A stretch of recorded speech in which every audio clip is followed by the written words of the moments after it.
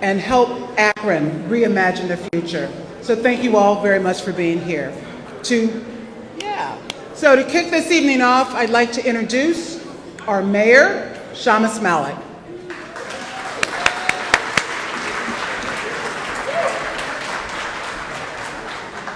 Good evening, everyone. I don't know, if I take this out, I'm going to knock off IdeaStream's mic. So I'm not going to do that. Our mic. So I don't want to do that. How's everybody doing? This is pretty cool, huh? Yeah? No? Yeah? Okay. So I want to thank everyone for being here tonight. It's always great to be at House 330. I am tremendously appreciative of the folks who prepared the food, of the folks who are hosting us here at House 330. Before we get into it, I also want to take a moment and thank city staff. When an event like this happens, it's not, yeah, go ahead.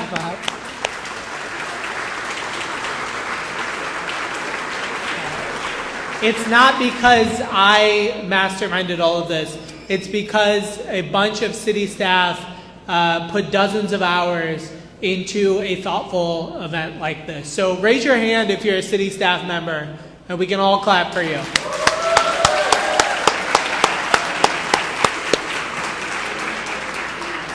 As Russell Westbrook would say, you're the real MVPs. And the special shout out to the three people who put the most into it, who are our Director of DEI, Esther Thomas, our Director of Economic Development, Susie Graham Moore, and our Planning Director, Kyle Julian.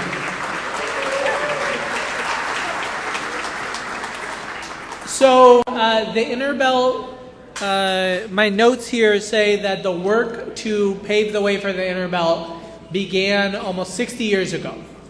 And the Innerbelt has been closed almost 20 years. And so when we talk about the future of the Innerbelt, we're talking about something that people have been waiting for a while, right? And so I just want to kind of acknowledge that, but also kind of set the expectations here, right? We are building on something that has been in progress for a while. And I want to thank one person who put a lot of effort into the report that many of you will see, Liz Agbu, who's here in the back.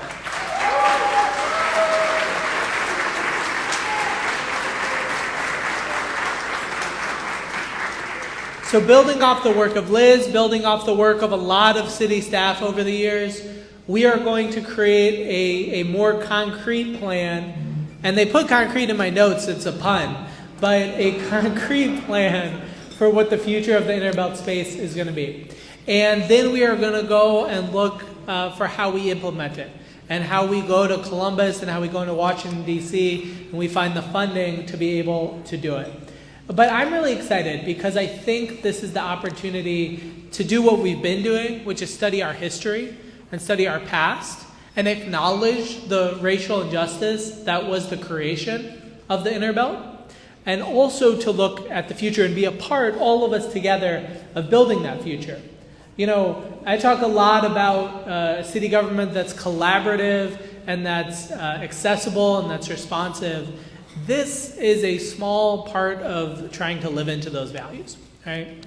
And I hope that as you hear the presentations tonight, as you have conversations, that you see what we can do if we do this work together. So tonight you're going to hear from 4 firms who have come into town to help us envision what the future of the Innerbelt is going to be. These folks are all incredibly talented. They all have amazing qualifications. They all have amazing bodies of work. And so we're really excited to hear from all of them and to them to have an opportunity to engage with all of you. They're also going to have an opportunity to engage directly with the Innerbelt. They're going to come to City Hall, they're going to meet with city staff, and then we're going to take them out on the Innerbelt and get some of their thoughts firsthand. You know, when you're on the Innerbelt these days, some of you might remember from the events that Liz did, it is an imposing space. It's a huge space. It is so much space. And so I think it really is almost, it's not quite a blank canvas, but it's almost a blank canvas. I did want to say one thing about the criteria by which we're going to use to select the firms. So we're going to look at their ability to gain trust, to build relationships. Not in place of city government. We didn't hire people to build trust for us, but they also have to be able to stand alongside us in engaging with the public.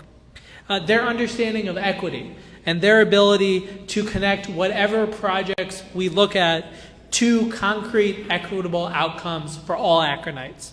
Their technical knowledge, what are the skill sets and the know-how that they're bringing, and can they talk to us backwards and forwards about tax increment and financing and right-of-way and all of those fun terms?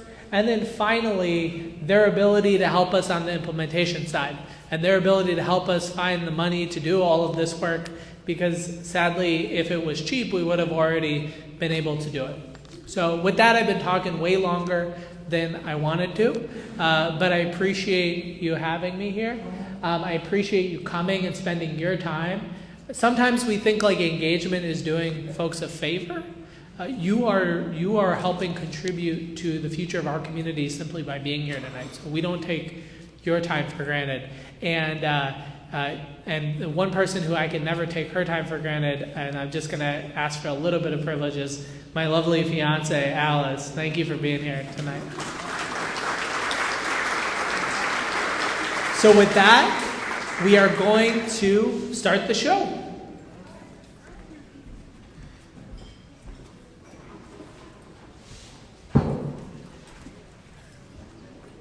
Okay, it's finally here. I did want to thank you, Mayor, for those great comments. I do want to acknowledge the presence of elected officials, members of council, judges. Would you please raise your hand? Thank you.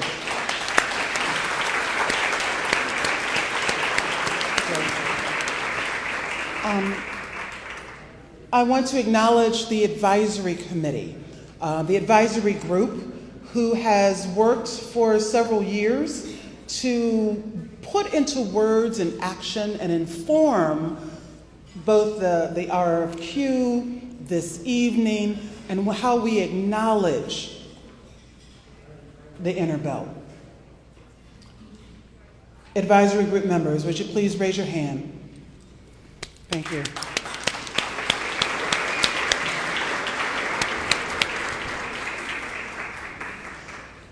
As the mayor said, this community engagement isn't a favor. It's an obligation. It's not something that we're doing for you. It's something that we are doing together. So I invite everyone to look at your program. There's a QR code there. And that leads to a website so that you can give us your feedback. What did you see? What did you hear? How did this make you feel? What do you see for the future? Throughout this evening, you can participate, write your thoughts. There's a listening station in the lobby where if you have a story that you want to tell, you want to share, or if there's a story you want to hear that's also in this room, I'm encouraging everyone to speak up, to write, and to give us feedback. Okay? And finally, before the program begins, I want to again acknowledge the work of architect, spatial justice activist, Liz Octor.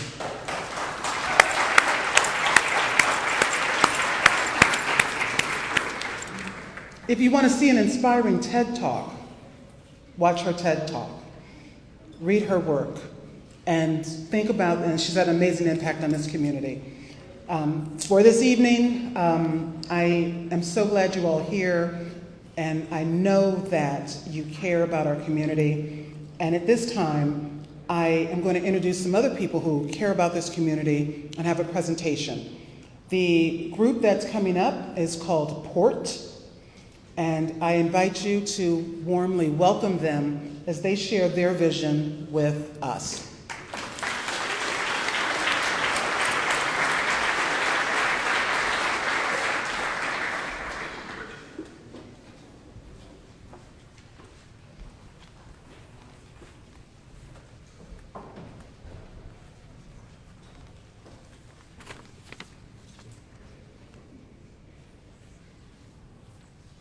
Good afternoon, everyone. Everyone get their ice cream? Well, when we're done, you should get your ice cream. I want to thank you all so much for taking the time out of your Thursday to hang out with us and give us the opportunity to share a little bit about our team.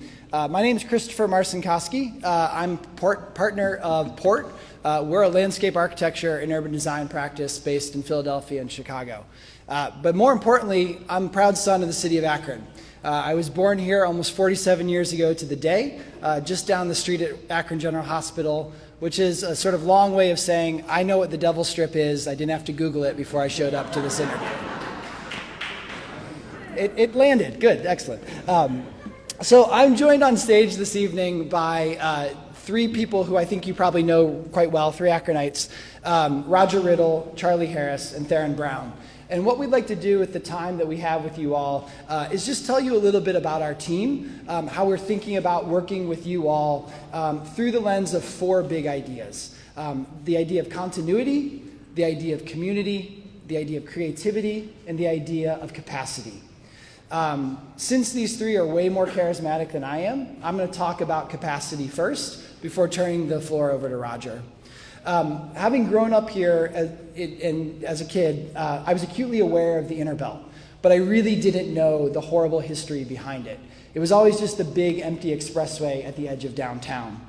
But once I got to architecture school and started learning about urban renewal, and I learned that violent history, that destructive history, I became keenly interested in what the future held for the Innerbelt and for the people of Akron. More recently, I followed it with great interest in the work that Liz Ogbu and Studio O were doing with you all to start to reimagine this transformation.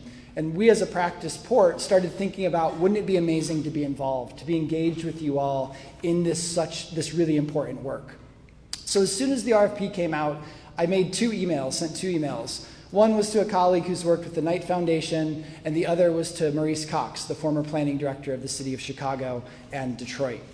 My colleague at Knight urged me to reach out to Roger Riddle, which I did immediately, and Maurice enthusiastically agreed to join our team, having visited Akron a number of times previously and being aware of the Innerbelt previously. Roger and Maurice helped us connect with Charlie, Theron, and Dominic Moore-Dunson and bring them onto our team, giving us an inspiring local creative and cultural presence and perspective. A cultural presence and perspective that I suspect no other team you're going to hear from tonight is able to offer. It's our intention, if we're lucky enough to work with you all on this project, to bring in other creative practitioners from the city of Akron, bringing them into the fold with this work. It's said that art gives voice to the unspoken, and that's exactly what we want to do as part of this planning process. From a technical point of view, Port has led similar projects throughout the country, one of which is in Knoxville, Tennessee, which has gotten a Reconnecting Communities in Neighborhoods grant for both planning and implementation. So we know the technical needs that go on with a project like this.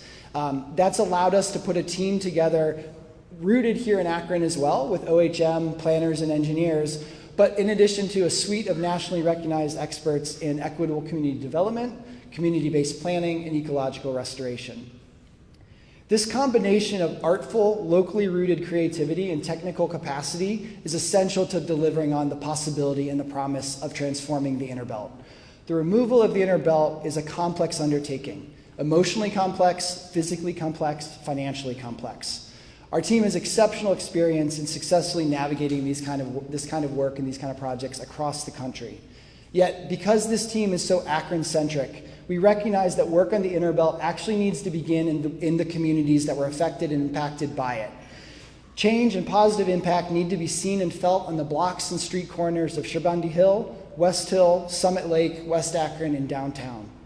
This work in the neighborhoods will serve to build momentum for larger, more complex undertakings within the corridor itself, transformations that are identified and defined by you all in dialogue that's central to this planning process.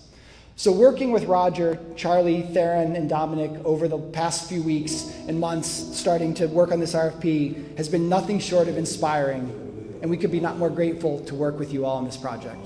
I can remember my mom and her brothers and sisters fighting to keep hold of the property where my grandparents, where their mom and dad grew up at.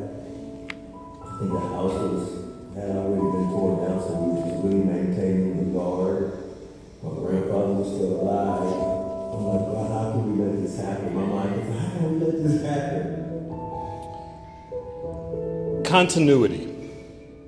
In the early 1960s, cities all across the United States were receiving federal funds as part of the U.S. Urban Renewal Project. And the city of Akron begins to talk about the Innerbelt. The original idea was to connect Route 8 to I-76, providing easy access to downtown along the way. And in the 1970s, construction began.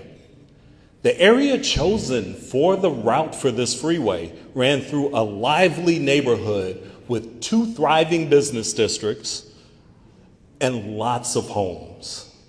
Howard Street was known for hosting some of the biggest names in jazz, and Worcester Avenue was a bustling street filled with retail shops, grocery stores, and more. These businesses were thriving because the residents in the surrounding neighborhoods shopped there. And the Akronites who lived in these neighborhoods at that time were mostly black families. The businesses were largely black and Jewish owned. And as a result of the construction of the Innerbelt, over 700 households were displaced. More than 100 businesses either moved or closed their doors for good. And many houses of worship and other cultural institutions simply dispersed. The freeway was never completed to its original design. For years, the story stopped right there. And we held on to the pain and the anger and the confusion that comes with having to move from the place where a family has taken root, or from best friends never seeing each other again, or from not getting enough from the sale of a home to move somewhere comparable. We also held on to the guilt and the shame that comes with using a freeway with that sort of cost to the city. And there have been former residents who have passionately worked to bring attention to what was done to the families who lived in these communities. And there were also others who understand the gravity of the past and have a passion for making sure that this doesn't happen again. And some of these people became part of the Reconnecting Our Community Advisory Committee.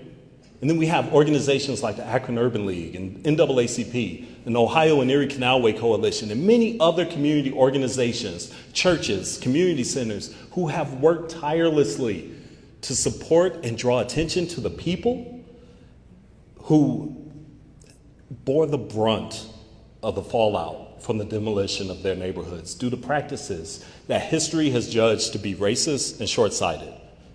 I know all of this because I was fortunate enough to work under the guidance of Liz Agbu, who wrote the Reconnecting Our Community report for the city of Akron. I collected stories from the neighborhood and aspirations for the future from residents who lost their homes and had to move, or from people who had to stay because their homes lost all their value. I'm talking about people like Dr. Albert Bragg and Mr. Malcolm Costa, Miss Anne-Marie Ford, Pastor Robert DeJeanette, and Bishop Joey Johnson, just to name a few. And I heard from people who said they had never spoken of what happened to them with anyone before. And they also said they wanted to see this neighborhood memorialized and remembered for the great people and businesses that made it special. They wanted to see homes for young families who want to put down roots in Akron, and they want to help entrepreneurs get a solid foundation for their businesses. And that is the start of a vision that continues the story beyond the construction of the Innerbelt. It's a new story that speaks of building a new neighborhood where safety is a given because residents and businesses feel connection with those who live and work around them, where there is a love for the neighborhood from those who are there every day, as well as the rest of Akron.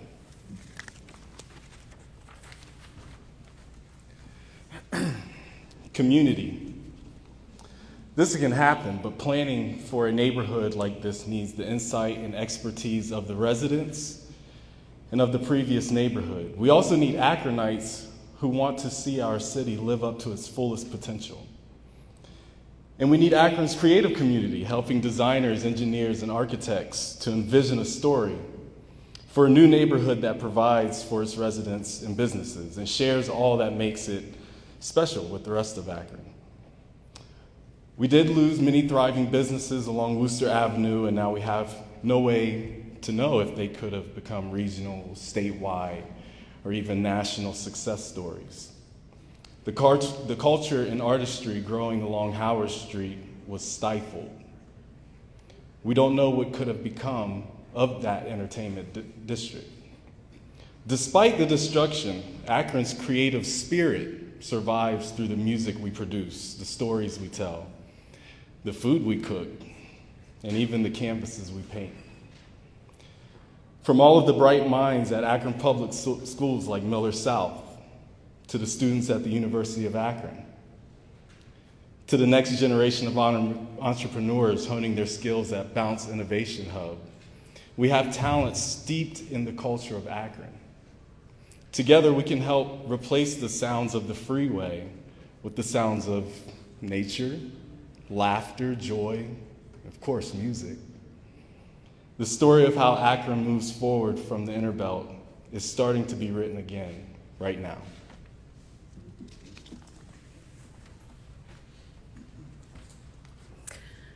So what are we asking? Well, we're asking you to help us dream this story of the future into reality. This can be done by using Akron artists to guide discussions to reimagine the Innerbelt through our creative lenses of music, dance, poetry, theater, and visual arts, to help us dream big and what we can create. How does Akron sound, smell, and feel without the Innerbelt?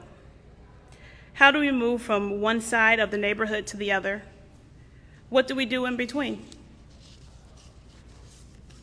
We can utilize the arts to think differently about how we shape our landscapes, build our buildings, and support our communities. And by being a part of this creative process, we can all take pride in what we build and maybe, just maybe, start the process of healing decades-long hurt held in our hearts. So, what's the new story? What's the new story we want to tell about what becomes of the Innerbelt? We don't know yet. But we want to draw from inspiration from Akron residents to fill the pages that we write.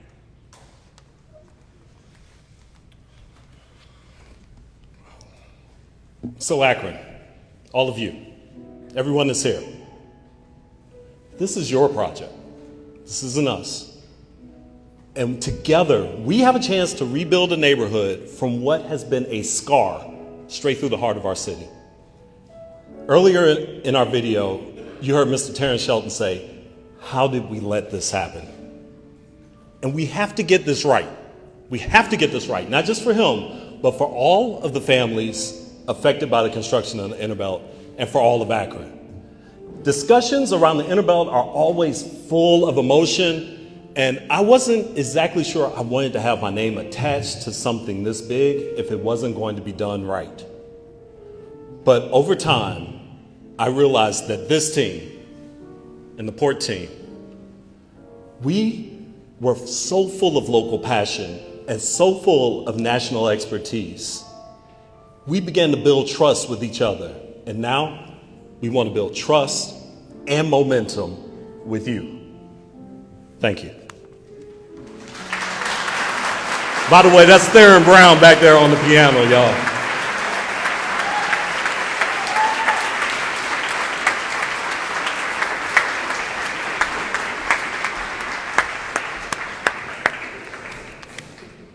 Thank you so much.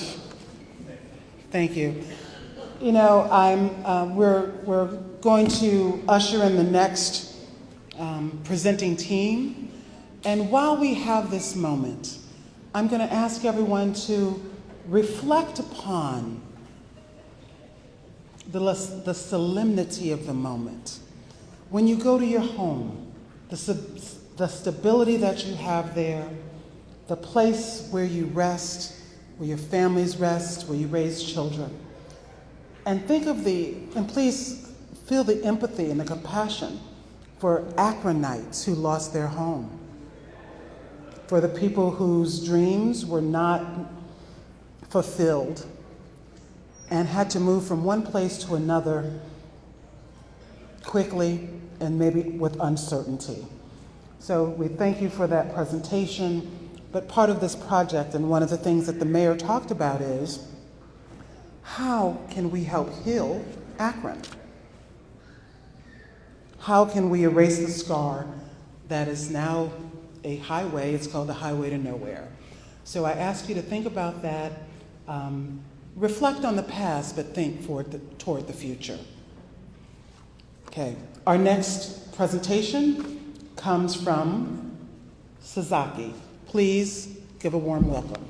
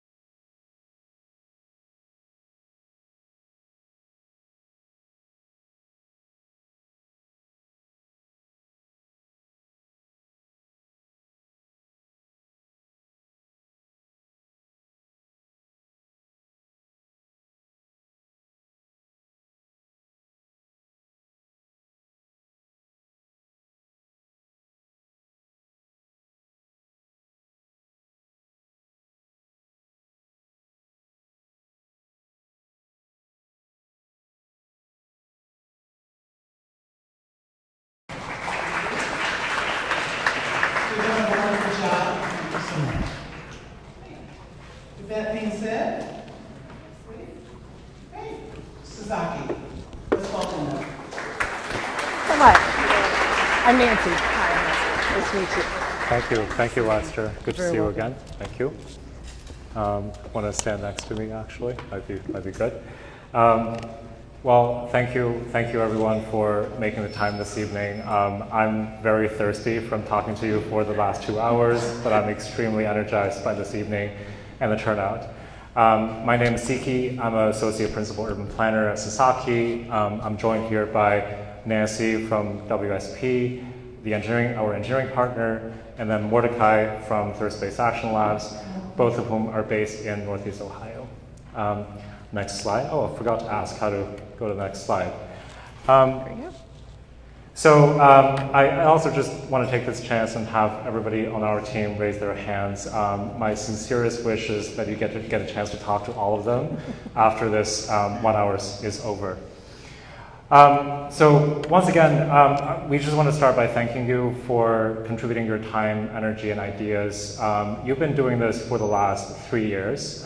This evening is just one episode in the last 3 years of working with Liz and the city. You've given us a lot. We want to start by acknowledging that. And I think it's incumbent on us to do something with what you've given us so far.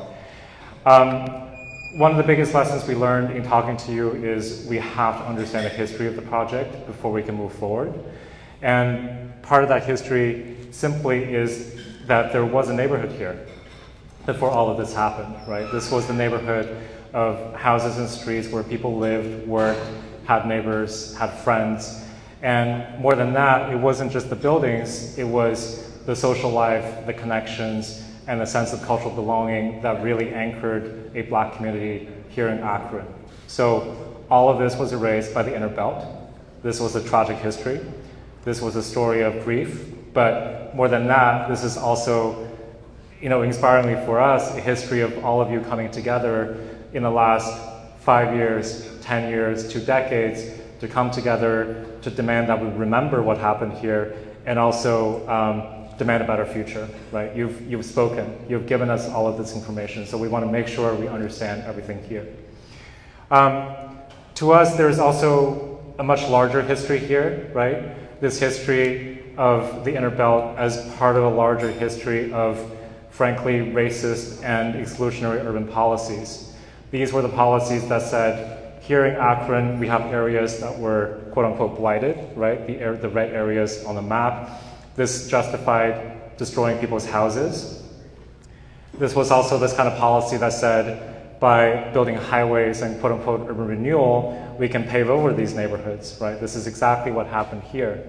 And I think it's also worth pointing out that the same money that in the 50s, 60s, and 70s that we're paying for highways was also paying for the middle class to leave Akron, go to the suburbs, and take with them money, jobs, and opportunities. We have to understand all of this history as part of a larger whole, right? It's so important. So for us, what is really, really, really exciting about this project is we can undo the Innerbelt in this one place, and we can begin to undo this larger history as well, right? The Innerbelt is just one place, but it's a chance, we think, to put Akron at the forefront of American history, frankly, and show the whole country what it can be like to build the city better and differently, right? This is an amazing opportunity to ask all the big questions about the future of the city. For example, what do we mean when we say inclusive development? What does it mean when we say we should build redevelopment that produces wealth and growth for everybody in Akron, right? This can mean jobs, this can mean community services, this can mean housing. This also means pushing back against the tide of displacement and gentrification that often accompany these kinds of projects. We're very aware of those things. This also means asking what kind of gathering places we can build, right? Places for gathering, places to move around safely in comfortable surroundings. This also means asking, what does it mean to build a place that looks and feels like Akron? We don't just want to take someplace else and dump it on this site. This is not what we want to do. And finally, how do we prepare for the future? This is an asset that can help us position Akron to deal with things like climate change, right? The city's going to get hotter, wetter. We're going to experience all kinds of disasters that's going to impact the most vulnerable populations. So how can we use this site to accomplish those things? We don't have all the answers. We don't. We just arrived in Akron, and all we can say is we want to work with you to find answers for those questions. So I want to take just a brief moment to talk about our team and what we bring to this project with us. The first thing I'll say is we've done exactly this kind of project before. We are the national experts in addressing urban highways that divide communities and reconnect communities by taking them down. One example I'll just highlight is the work we've been doing in New York. We've been working on the Brooklyn-Queens Expressway for the last 12 years and working tirelessly with the community, coming up with design ideas that just this past year resulted in $100 million worth of federal grant money to make these things reality. I also want to just highlight that WSP, our partner, has been working in Atlanta in the last few years, dealing with the urban highway that's cutting downtown in half and building over it parks, new connections, new kinds of housing. We know how to do this kind of work. We know this work is really complicated. A lot of things can go wrong, and we are the team to sort of figure out what all those issues are. The second thing we'll say is, just to introduce you to Sasaki a little bit, we've been around for 70 years. We've created a lot of amazing, beloved urban spaces all around the country. So just give you some examples. Boston City Hall Plaza, we recently completed just a few years ago. And then the riverfront in Chicago. So if you can imagine what this was before, this was literally water, right? So we did the work of reimagining this space and building something on top of it. The thing I just want to highlight about these types of projects is they're often spaces for healing and memorializing what happened there before, which I think is very relevant for this project. And also, in every one of these projects, we work with you to find what the right design solutions are. We never come with ideas that are just our ideas and we say, this is the best idea and you should go with it. But we really see our role as being translators in the process, helping all of you articulate your desires into something that looks like that. Nancy, do you want to come talk about? Sure. Yeah. Oh, and one last thing, just want to call out Alex, if you want to raise your hand. I think many of you in the room actually know Alex. Alex has been doing a ton of work in Akron, and we partner with Alex in particular, city architecture in particular, because they have a track record working directly with communities in Akron in places like Summit Lake to translate community ideas into concrete vision. Thanks, Siki. I'm Nancy Lyons-Stadner with WSP. As Siki mentioned, we're a global consulting engineering consulting firm, and our role on this project is really to address infrastructure, mobility, and funding. But before I get into the specifics, I just want to say we are super excited to be with you this evening and to have the potential opportunity to work on this project with you. These are the projects that we're super passionate about. A lot of us live here in Northeast Ohio, and we couldn't be more excited for the community and for the transformation that's literally on the very near horizon. So our team understands what it takes to deliver projects like this. Siki gave you a bunch of examples. We look at it as we're doing the planning. We're not just thinking about planning. We also have an eye toward design and an eye toward implementation, specifically funding. Funding is what will make this happen, right? We want to make sure that we are creating phased opportunities within the plan so that we can have quick wins and early actions and build and create energy and momentum so that the ultimate plan will end up happening. There's a couple of things that we're really very good at that are relevant to this project. We're particularly good at making sure that the transportation network knits within the fabric of the community in a way that reinforces and energizes and provides the accessibility and mobility that's really needed for the community. The way that you do this is you think about moving people. You're not just thinking about moving cars.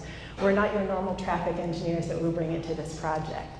Another thing that we're really very good at is funding.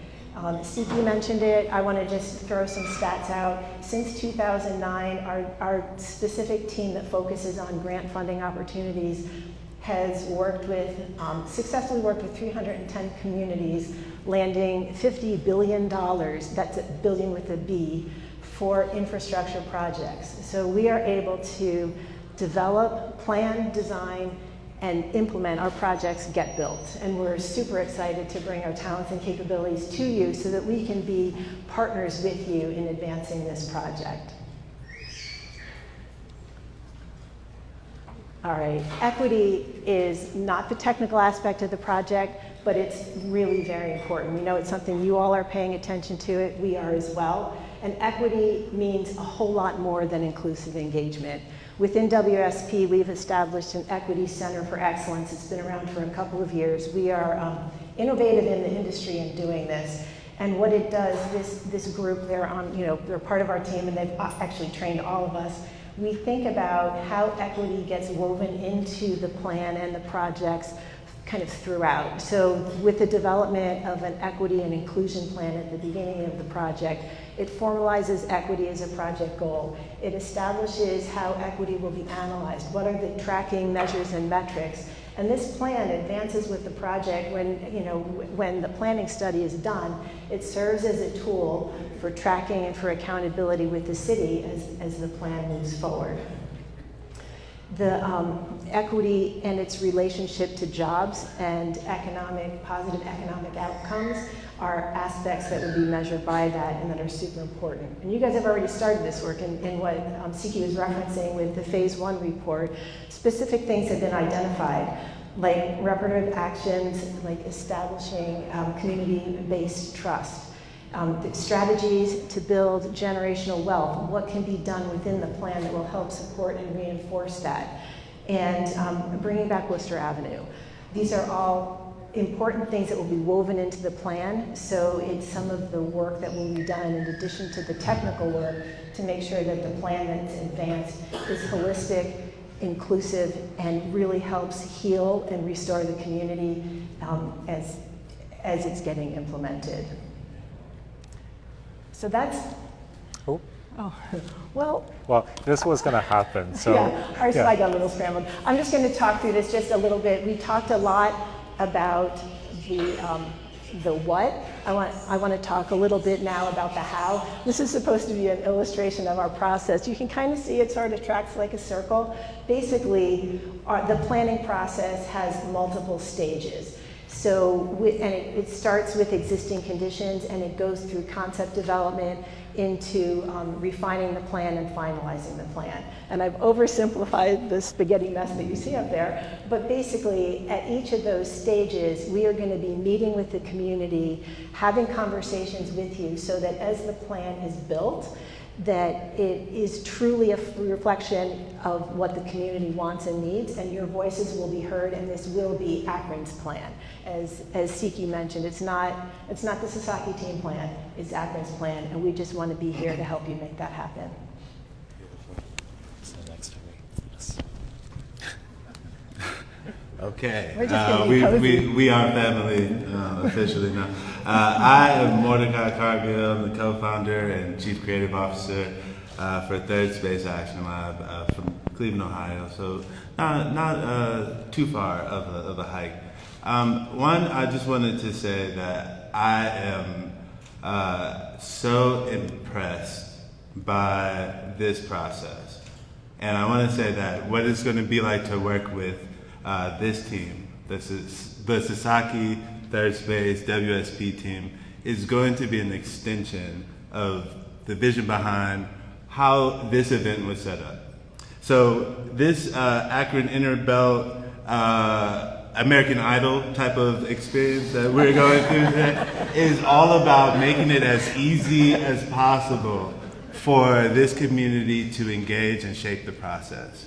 It is nerve-wracking for all of us, but y'all should be chilling because you have some of the best designers in the world who have decided we want to contribute to doing something that hasn't been done before, to continuing the work of healing, or contributing to the work of healing and recovery and remembering that is not just a painful process. It is a painful process, but it's a process that ultimately is supposed to lead us to some new visions for what the future of the Innerbelt might be. It might be called something different, but we need to know what questions to ask in order to even allow for these ideas to emerge. So on our team, I guess Third Space's role is to provide a bit of friction. We are not technical designers. And so the first thing that we started to talk with this team of experts is like, how are you going to explain concepts like right away or what a TIF is in a way that first that we can understand, so that when we talk to our new cousins in Akron, we have something to tell them. We have something to bring y'all that will provoke some new ideas. We're gonna break down some very complex topics. Some of the technical aspects of a master planning process are not rocket science. It just takes some time and some sensitivity and the will to bring people into the process. What is more complicated is how do you adequately address such a dramatic scar? How do you, something that is so personal for so many people? And we are going to hold both of those complexities equally, because it's just as important for us to deal with history as it is for us to reimagine what the physical landscape is going to change into. We're a little short on time, but We will define equity together because it is a word that is commonly misinterpreted, but it has to be contextualized. It needs to be about Akron. And finally, we are willing to have uncomfortable conversations. I'm short on time, but I can ramble on a little bit. But I do hope that y'all will remember my name because more than anything, we have to say that complexity is a thing that we run into. We happen to be crazy people who like running into fire. And this is an incredible opportunity for us to set the direction for how other communities might do this as well. I will just take 15 seconds to close things out. You will have heard from many talented teams tonight. I have no doubt every one of them will do a great job. I think the one takeaway for all of you is I think we're the team that's actually going to get this done because we can figure out how to get it paid for, how to get it constructed, how it's actually going to happen. I know, trust can't be asked for, but only earned. So my only ask is after this, please come talk to us, contribute a question. Felicity, you asked, will this process be yet another letdown? I think my only answer is no, because it can't afford to be, right? So that's why we have this team together. Please come talk to us. I'm very thankful and grateful for your time. Thank you.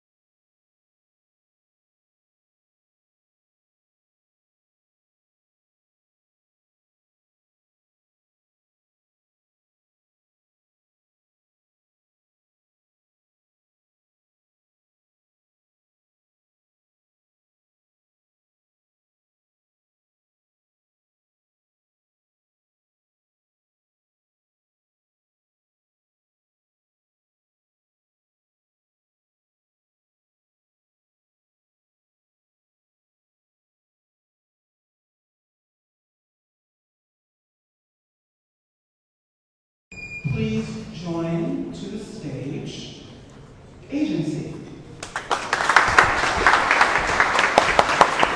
Nice to meet you. Thank you. Thank you.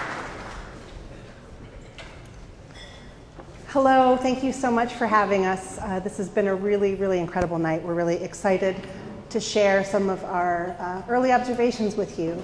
And thank you to everyone who came by our front porch or front yard, set up and rolled the dice and gave us a little bit of your thoughts. We really appreciate it.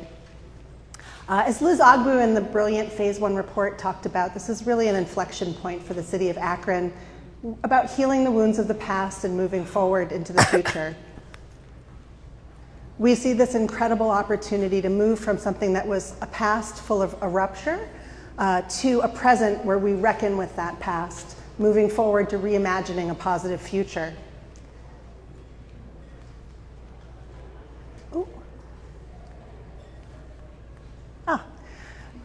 As we've heard a ton tonight, the Innerbelt is a lot of different things to a lot of different people.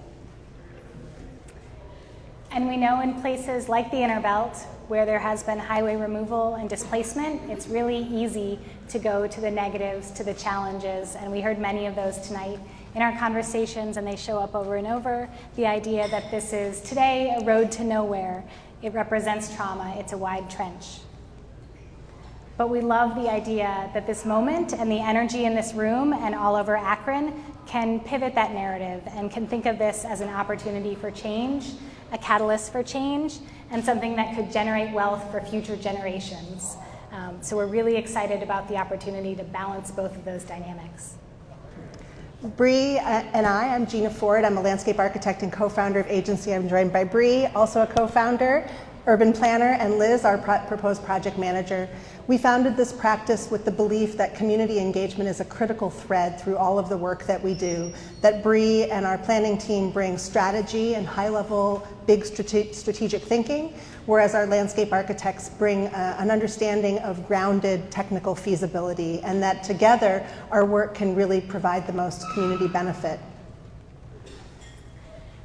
In some of our past work and past roles, we were really frustrated by the role that community voices had, or I guess the lack of role. And so at Agency, we've really tried to shift that and to center community engagement as a core driver of design decisions, as a driver of planning strategy, and as an essential narrative in writing the outcomes.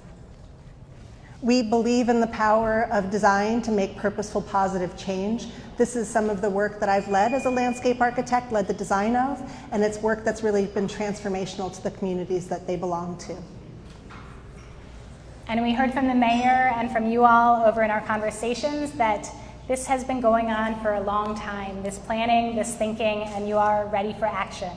So we really feel galvanized around that within this community, that this plan needs to be positioned, like many of our other plans across the country, to be implemented, to be funded, to be realized, and that we can do that together. Awesome. I have the joy of introducing our amazing team who've come together for this project. So we have Drew here from Layer Cake Design, who is really bringing his expertise in landscape architecture through the lens of really deep community engagement. Arthur here from OHM, who is really bringing their expertise in engineering. And both Drew and Arthur are based in Cleveland. Jalen is joining us from Tool, who are going to really bring their wealth of knowledge on mobility and active transportation, which is so critical, that will weave throughout this process. Merrick is joining us from Ideas in Action. They really are our experts on economic development. And then finally, Radha from Interborough Partners are bringing their wealth of knowledge on urban design. What's really awesome about this work is that we've collaborated, this group has collaborated around the country and locally for many years. And we're really bringing our experience here on equity and spatial justice from other projects that we've collaborated on. Highway adaptation, which is work that we have done in other cities and explored in academic settings. And also in the design of beloved and welcoming urban public places. We are a national practice. We do work around the country, but we're also, a lot of our team is really rooted here locally in Ohio, and we're really excited to bring that lens to this work. So we're going to now talk a little bit about kind of three ideas that we think are going to be really core to this process: trust, opportunity, and action. And we want to start with the idea of kind of what is the Innerbelt? It's so many things to so many people. Fundamentally, the Innerbelt is not just a place. It's not just a highway that's been removed. It's a community. And so let's start there. So the question that we bring to you all tonight, and we talked about a little bit, is how does this process strengthen trust and use that as a way to implement towards action? We know that our role in this process is not at the center, that we're facilitators, and our job is to connect to the city and to the community and facilitate those conversations and those responsibilities together. So our job is to be in service of making sure community voices are heard, they're visible, and they're acted on. And while we are not bringing promises to you tonight about what those outcomes will be, we do want to share what we think is kind of our commitment to you all for a strong community-driven process, and that's to bring competence. So we have a team that here is capable of delivering all the requirements of this project, to be strong listeners. That's really the fundamental piece of connecting, bringing empathy, and making sure that conversations can be true and honest. And we'll bring clear communication so that everyone is speaking the same language about a lot of complicated issues. And then finally, consistency. You can count on us to be reliable, to listen, and to deliver what we've said we'll do. We'll take that sort of philosophy and we'll feed that into this process that we've laid out. But what's really important to see here is that that loop of community feedback is going to be kind of continuous throughout. What we learn might recast the project, reshape it, and we'll be reevaluating that with you. So we wanted to share a couple examples where we've done kind of really similar projects, thinking about really difficult conversations in communities that have experienced displacement through highway construction. This is Portland, Oregon. So this is a downtown Portland neighborhood where I-5 in the 60s went right through an area called Lower Albina, historically home to really thriving Black businesses and about 800 homeowners, all of whom were displaced. And what the project found was that that was about $1 billion in lost generational wealth. So again, the focus on the negative, but what the project has been able to do is reimagine a way that is very realistic, grounded in the constraints of today, that a neighborhood can come back, can return to this place, and can offer opportunity, emphasize wealth building opportunities and education. And already it's galvanized not only state funding, federal funding, but $400 million in private philanthropy that's going to be invested in the community. We're glad to partner with Ideas in Action because they're working here in Akron right now, trying to think about how to bring an equity lens to the work that's been done on the downtown Akron plan already. In addition to being a community, the Innerbelt is a place. So we ask ourselves, given all the work that's happened, how can we help rise to this incredible opportunity in place? We know this place has a long history of evolution and change, and we know from being an ancestral homeland to a thriving neighborhood to eventually a space for cars, that every period of evolution has involved loss to some community. So we take that seriously as we think about what the future is and building that story of what the future looks like that honors that change and also that loss. We have heard every form of negative word to describe what the Innerbelt is today. It's kind of stunning how hard and how much everyone feels the loss and damage of this place.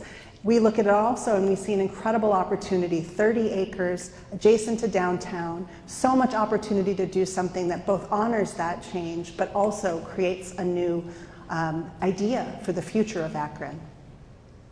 We do a lot of work with communities that have experienced loss and trauma, so much so that we have created our own what we call care guidelines that we bring to the process. These are ideas like understanding every community is different and that there's nuance in the way people communicate, providing regular moments of reflection, creating forums where there's air and space and access to healthy food. This is just one way we can care for you as we care for each other through a process that's oftentimes hard.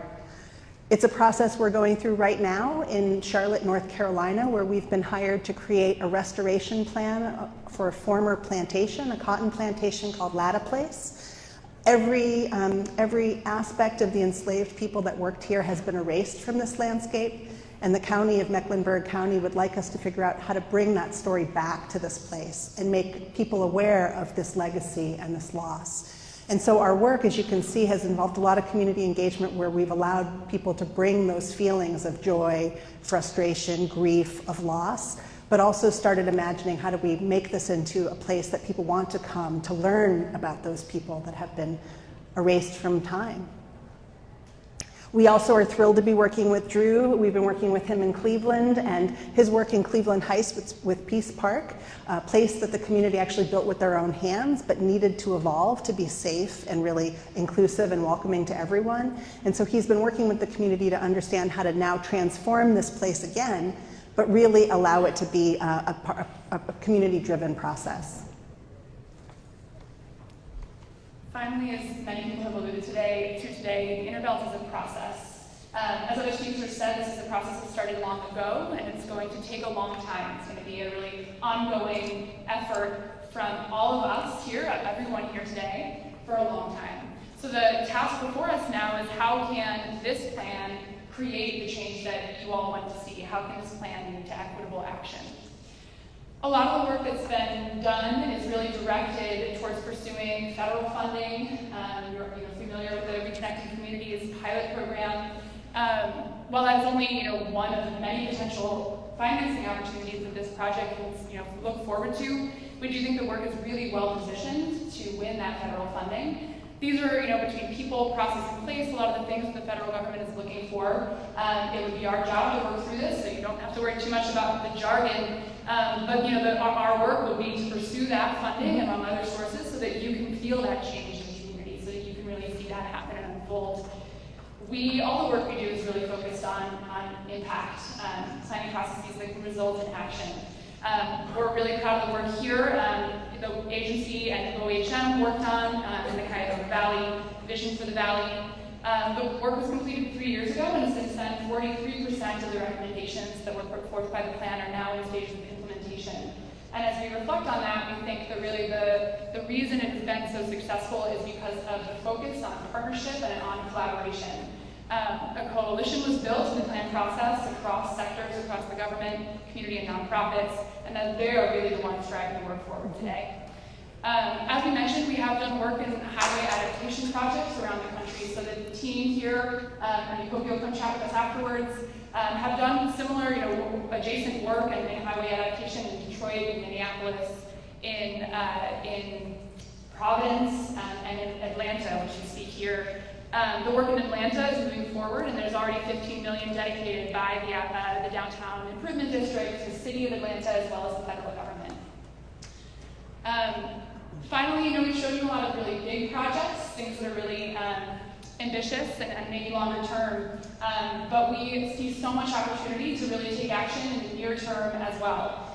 There's been amazing efforts towards this on the Innerbelt. This is a project that we did along with Medical District in Boston, where we worked to activate joyful public spaces, to give people a chance to get outside and to connect together in public space, and to just bring some joy into their day. We see so many ways that we can do that here at the Innerbelt in the coming years. So we really hope that we get to talk with you that we haven't spoken to, our booth over in the corner, and we really hope we have the opportunity to strengthen trust, to move toward rising to this opportunity and to moving towards equitable action. And so we would really love to do this work with you, and we thank you so much for having us tonight.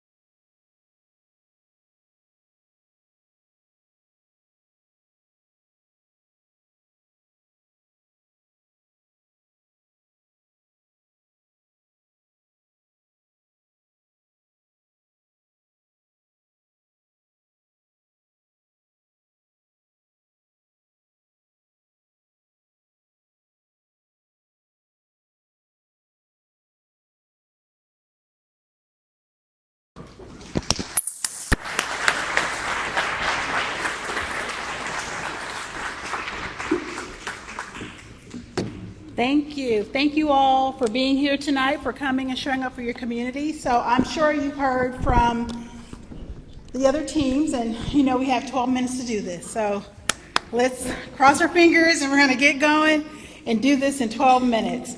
I'm Nicole Leah Robinson. I am a principal at Cooper Carey. I lead our urban design and planning group, and I am just really excited to be here. And, oh, there you go. Really. On the stage behind me, you see some talented people, and I do want to say it's a big team, and it's a big team for a reason. This is a very complex challenge ahead of us, and you all who live here, you know this. And so in order to do this right, we bought the best and the brightest, and several of them are local. So we have Prime, we have Dana, who lives here in Akron, we have Evelyn and Katie and Mordecai and Curtis, who are Akronites and live in, and some who live in Cleveland, and I know Cleveland is not Akron, so we understand that. And then you were supported by Carter, who is with APDU, and then my right hand, Allison. So it's a big team, and our team, we have Holly, who is with Lord Cultural Resources. So we're going to talk a little bit about what all of us do, and please. We'd love to introduce our teams, but I want to get to the meat of it since all we have is 12 minutes. All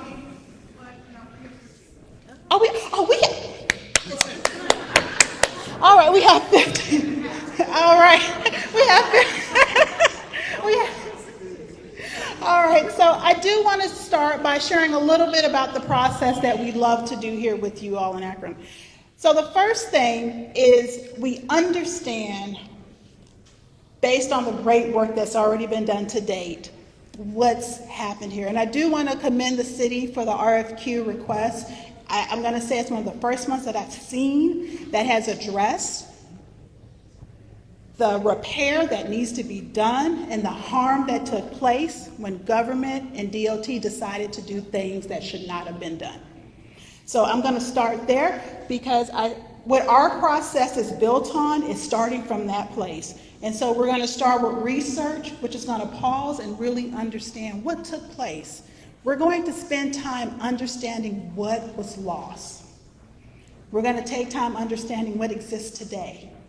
And then what I've learned today is there are stories that are still wanting and needing to be told. So we're going to continue that. And then we're going to move to understanding the dreams and the aspirations that you all have. Because we hope to move the dialogue from trauma and darkness and needing repair to light. And we do that with this process. So starting with research, we're going to learn all we can.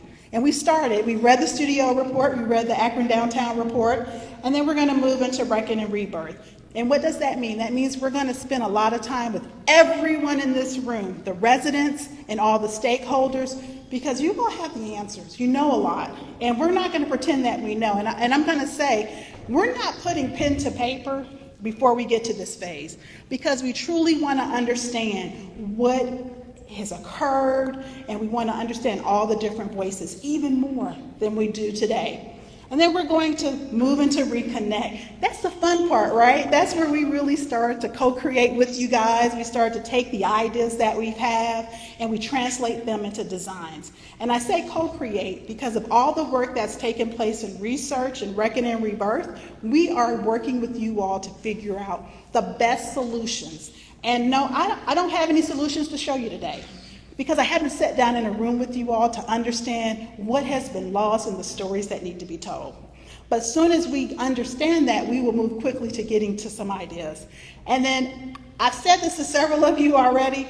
I have no interest in doing a master plan for the sake of doing a master plan. Our goal is to leave you all with the implementation plan and a strategy to actually see something happen. And so that renew phase is really about renewing the spiritual, the economic, the physical, the social, the cultural, but giving a plan to implement whatever it is we envision. And that is our process. I've tried to summarize it in a very short time, but that's why we're here. And so, go to the next slide. So we're going to start, and one of the questions was understanding the Akron Innerbelt, understanding what's taking place today. And with that, we start with research, going back to our phase. We're going to spend a little bit of time diving a little bit deeper into our process. We're going to start looking at existing condition, cultural assessments, all the stuff. And I know a lot of you have been through this process, but even within that, we're going to start engaging because we need to start listening. We're going to start just figuring out with you all what the stories are. We need to also hear what it is that's important to you. And that's part of the research. And with that, we know the current challenges. We understand, thanks to Studio and Liz and her great work, thanks to the Downtown Akron report, there's a lot of challenges ahead of us. And we're aware of that. We understand that when the Innerbelt was placed, it really did cause disrepair and devastation. We get that, and we understand we're trying to move from a place of harm, next slide, and move to a place of healing. And so we understand there are communities, Howard Street District, Wooster Ave, that had prominence and importance. We have downtown that is currently here, and we have the areas to the north. We know that all of these communities and neighborhoods are important, and it is super important that we start healing. How do we do that? Well, we understand that we're going to have to dig into what was here before. We're going to have to pause and listen, and we're going to have to really just forget about who we are and really lean into who you all are. And that is, we're not bringing any preconceived notions. We don't have a formula. We really want to start with understanding. And once we do that, they say, how do we have a shared vision? Quite frankly, our whole process starts and is built on this notion of equity, because agency is given to every person in this room from day one of our process, and that's super important. And so when we start with Reckon and Rebirth, we're just moving further into that. And with that, I'm going to move and let Evelyn share a little bit about that. Hey, good evening, y'all. Good evening, y'all. I am honored to be here. So I'm Evelyn. I'm co-founder and CEO of an organization called Third Space Action Lab, and we're a grassroots solutions studio. If you're like my mom or my aunts or uncles, you're like, what does that mean, Evelyn? What is a grassroots solutions studio? And really, it's kind of a consulting firm, but we emphasize grassroots because we are grassroots. So we're not coming here to do nothing for y'all or nothing to y'all. We are here to come and do something with y'all. You've heard a lot about that already. Some of the way that we do that is to ground our work in a race, class, historical, political, geographic analysis.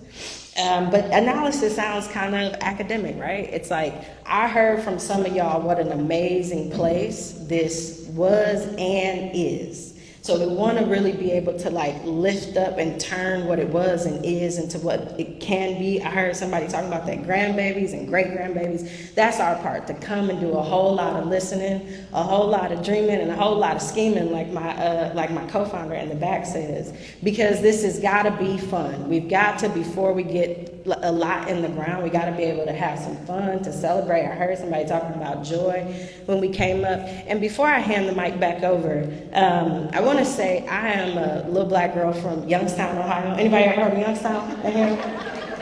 Yes, one or two? Okay. Who cut her teeth in Akron. So when I was walking the Innerbelt today, I was having this vision of I know I've been on this road at least dozens of times, and I can't imagine this road being on this vantage point. So I was thinking about all of the celebrating and imagining we can do together once we look at the thing from a different vantage point. And so I live in Cleveland now, and Cleveland is going through a lot of similar things, but the opportunity to be back here, in this place where I cut my teeth, that is experiencing so much change, so much new leadership, is really the energy that we want to bring to the project. So I'm gonna get out the way before I get to going too long, but really, really want to thank you all for even listening to us tonight. Thank you. Don't know how to follow that, but I'm going to try. So my name is Carter Coleman, and I'm with APD Urban. I'm proud to work with Cooper Carey and all the wonderful partners we have up here. And as we said, we are a firm that, as Nicole said, we are looking for implementation. So in this phase of the project, Reconnect, we're starting to pull from the research and the rebirth and the reckon. And in those phases, we'll start to work with you all to see, okay, what do you want to see this become? What can this be? We've heard some great ideas today, everything from inspiration from Chicago Riverwalk You know, we were down there today, and to see the skyline from that vantage point down there on the Innerbelt, it really shows the downtown and the surrounding neighborhood in a different light. So how can we use these great ideas that you all are bringing to the table, connecting them with the research and the data that we've gone and that you all have already pulled, and how do we make those make sense? Because this, as we said, this has to make sense for implementation. There's no use in doing this and just having a pie in the sky plan. And what we also want to make sure that all of our firms have worked in certain areas that we've been able to get to that finish line of implementation. So one example that we can give in Atlanta, we have a historic West Side neighborhood, and they had what you all call a TIF, a tax increment financing district. We had a tax allocation district. And what that neighborhood plan did was it allowed us to understand all the things that needed to happen in the community, putting a implementation plan in place for the partners, the funding, the phasing. And this was done without full federal government money. So we had to go do this data and analyze it, and then go to our philanthropic partners, say, hey, we have this plan. It's not just going to benefit this community, it's going to benefit the city. And this city is going to benefit you because this is where you're located. So we, in this part of the project, really start to kind of think about the creative ways to bring these ideas to fruition, the timeline, and the partners and everyone who is going to be involved. And don't forget, now these plans this may be a year, 8 months, 2-year long planning process, but this implementation is going to take another 10 to 15 years to get done. So you need to have a partner in place that's going to be longer than administrations, longer than funding policies, and that's going to make sure that it is bringing and also being accountable to the community. So they need to be able to come back to you and say, hey, remember this part of the plan? This is where we are here. This is where we are now. And that is what we will start to do throughout this process and during the reconnect phase, making sure we have the ideas in place, and we're coming back to you continuously so you can refine them, make sure that they're being done the right, and we're having the right partners and the right projects. So all that is going to be kind of done during the reconnecting phase. And we also have for the I-94 corridor, which is a great project one of our partners are working for, which is very similar to yours, the removal of a highway, and now the community is starting to see how are we going to repurpose this area where parts of the highway is going to be removed. So that's a grassroots community-led project that is actually going on right now. So we have the experience. We are looking forward to working with you to get your ideas and your vantage point, and then we're going to tie that to all the data and the best practices out there, and then we're going to get to building. Thank you, Carter.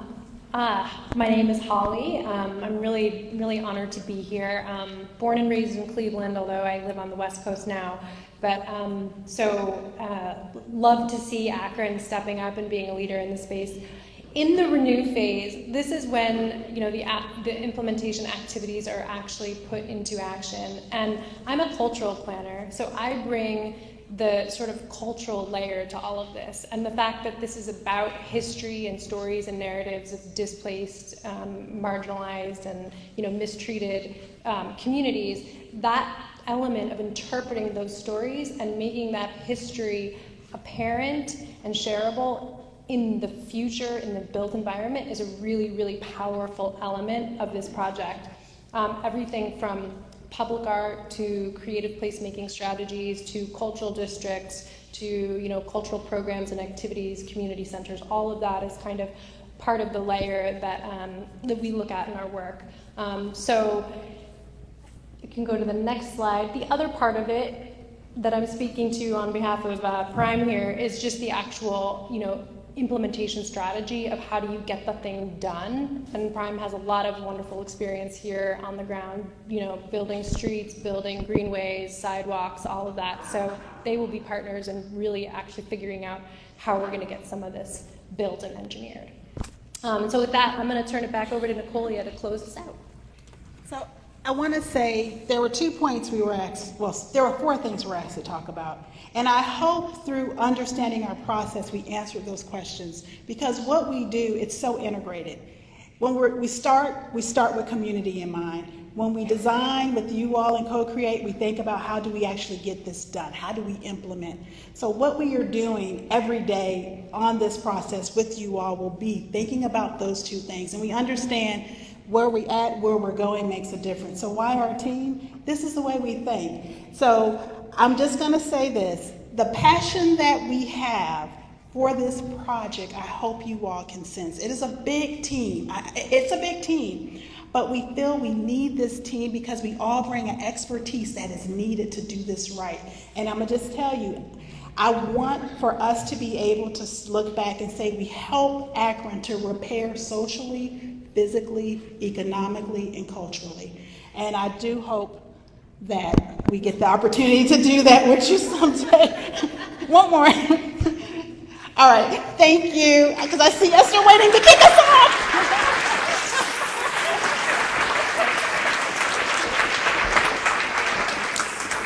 Thank you.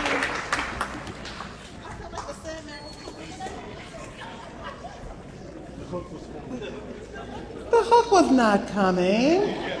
Okay, maybe it was creepy. Maybe the hook was coming. Yeah. So thank you all so very much. I wanted to actually remind you that this event has been live streamed. So share this experience with others. Give your feedback. Use the QR code and listen and reflect. And I'm going to turn it over to my wonderful colleague, Planning Director for the City of Akron, Kyle Julian. Thanks,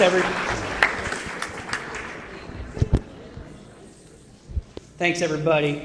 We're going to bring the teams back in and give you an opportunity to cycle through around the room, ask follow-up questions, make sure you heard what they were saying. If they have questions, that now's your chance to really dig in. As they cycle back in, I wonder if we could just give them a collective round of applause and appreciation for their participation.